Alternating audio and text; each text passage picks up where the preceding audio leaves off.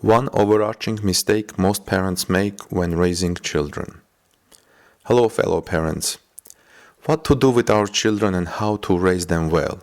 This is a constant question we hear many parents asking when complaining about the behavior of their children. When will we ask what to do with ourselves? Are we so good and we don't know what to do with our children? Remember, apple doesn't fall away from an apple tree. And the one who doesn't know how to play a violin won't be able to teach another person how to play a violin. We should remember that what helps to raise and educate a child is the atmosphere in which the child grows, not our parental instructions. The following is a general paraphrasing from a segment of a lecture by a well-known Russian Orthodox theologian and widely popular Christian pedagogue, professor and lecturer from Moscow Orthodox Theological Seminary, Alexei Osipov, which he spoke in the city of Zhukovsky in 2006. We permit ourselves too much, too many inappropriate things. We permit ourselves too many inappropriate things in front of our children. We invite friends for dinner and speak badly behind their back after our guests leave. We gossip in front of our children. We wrongly assume kids are still small and don't understand that these things are bad and we shouldn't do them. But then the next day, we proudly tell our friends how smart our kids are. Wait a minute. Are they still silly or already smart? When we want, they're smart. But when we don't want to accept it, they're not smart. Family atmosphere decides children's decision-making. The most important condition for successful upbringing of our children is primarily the family atmosphere in which they grow. If you want your child to grow as a decent person, you should give him the example of decency. You, as a parent, should yourself set that example for your children. When they see how we praise those whom we need, and how we call bad names after those whom we just called friends at the dinner table, what are they supposed to conclude? When they see how we lie and deceive others for personal gains, all these things make our children to grow in a dirty atmosphere. But if you ask parents, they call themselves good people. We don't lie, we don't betray one another, everything is okay at work, we do honest jobs, they say. Yet, why do our children grow with bad behavior? Where is this coming from? Tell these people that there are problems in their behavior and they will probably tear you to pieces. Here is how good we are. We come home and turn on TV, and God knows what is being showed. Don't watch it, go to your room, we tell to our children, this program is not for kids. And poor children, they're wondering, how come this program is good for you parents and not for me? You see the double standard here? How come rated R programs are bad for children but good for us parents? Why are rated R programs good for parents? They are not. We tell our children not to use bad words, and we slap on their faces and swear in the house in their presence. We watch on TV God knows what and hope that our children remain clean in heart. Is this possible? How many times we have heard parents and guardians doing things in front of their children about which I am even ashamed to talk about here. But they think their small children don't understand. We ourselves are busy with who knows what and hope that our children grow clean in heart. This is impossible, fellow parents, just impossible. Is it that difficult to understand that it's impossible for a rude parent to raise a good child with no problems? It's not difficult to understand this with our minds, but very difficult to understand this with our willpower. So here's the first starting point, what we can do. The first starting point is to begin to educate and change your own behavior. But the challenge here for you is to refrain from bad behavior and bad habits. I can't refrain from not eating too much on the table. I can't refrain from not drinking too much alcohol. I can't refrain from bad table habits. I can't refrain from using bad words. I can't refrain from watching programs on TV that I don't want my children to watch. We want to have all of these and in the same time want our children to be like angels. How is this possible? Children take the general spirit that reigns in the house. What are they supposed to learn from this life when they see that parents say one thing but act differently? Therefore, dear parents, you should not be surprised when your children go to school or play with friends on the street where the atmosphere may be even worse. And all of these undesirable behavioral tendencies triple and quadruple. It all starts from the family, from you parents.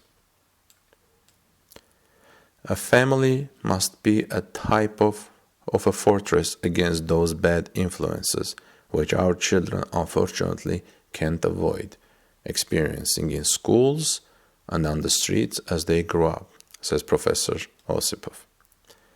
Show your children Christian examples of honesty and love.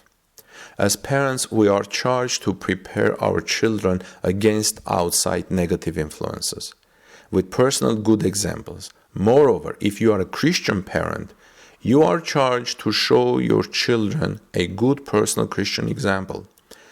Give and show your children good examples of selfless love, honesty, forgiveness, and kindness, not only when you meet people face to face, but also in general. Your child will see it and take it from you. Only then your child will understand what is real honesty, what is being a caring and good individual, and what is decency. One fellow in Scotland complained about teen behavior in his country, tells Professor Osipov. When he asked him, "How is the TV in your country?" he replied, "It's garbage. They show nothing good." When asked then, "Why don't you throw it away and enjoy life without TV?" he replied, "Oh no, I can't live my life without TV." So the question here is, will you give up something as a parent for your child? In other words, I want my children to be good, but I will not give up anything from myself to set a good example for my child. I cannot make these types of sacrifices, even if they are for the sake of my children. I already make a good sacrifice by providing for their lives, providing a house and feeding them daily, but don't most people do the same for their pets and farmers for their animals? We need to do more. We need to make real sacrifices from our bad habits and behavior for the sake of our children. This is primarily good for us, as improving our behavior will first of all change our own lives and the lives of people around us. And I'm not talking about financial or material sacrifices. These are probably the easiest sacrifices we can make. The difficult part, the challenge, is to make sacrifices that can change our own selves. As a result, our children will see that when something is good, it is good for everyone, for all the time. What is not good is not good for anyone, anytime.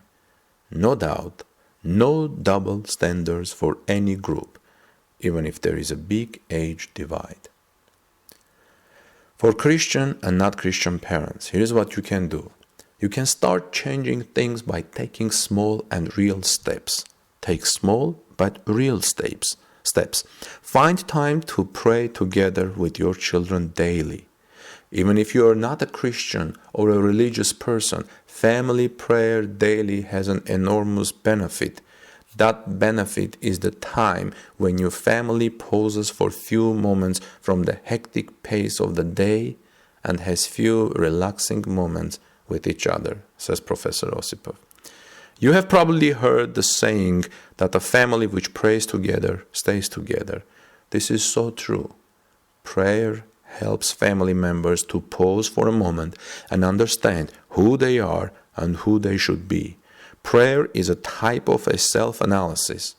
In prayer, we know what the real ideal for a human being is, and we know who and where we are in reality.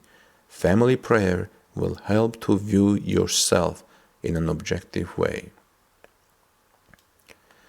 See your own mistakes and take practical steps. You do need to see that you as a parent are not healthy because of your bad examples to your children. You do need to see it so you can turn to God and say, Lord, have mercy. Even if you are not a Christian man or religious, please at least read a good book together with your children. Read some good stories out loud for your family members, and talk about them. Stop from this world and turn off the TV, computers, and smartphones and have some few precious moments for yourself, for your common values to which you all will follow and set right examples for your children. In the evening, as the busy day comes to a conclusion, family gathers together. All electronic devices are turned off, and you pray together and you teach your children to that self-analysis. This is your time. You need these relaxing moments, even if it's only for 10 minutes. This strengthens your family, makes the family bond stronger. This has proven to make a big difference in the lives of many families and their children. Set good examples for your children while you can. When they grow, others in schools and colleges will set examples for them, and many of them will be examples you don't want your children to follow. Dear parents, take good care of your children. Be a good example for them. Thank you for listening, and if this small message helped you and touched your heart, please share it with your friends. Please share it with fellow parents, so everybody will stop and take a moment and consider these things. And if you want, please visit my website, armenharayan.com, and follow my newsletter about these and similar spiritual topics at armenharayan.com/newsletter. Have a wonderful day, and may the Lord bless you and keep you.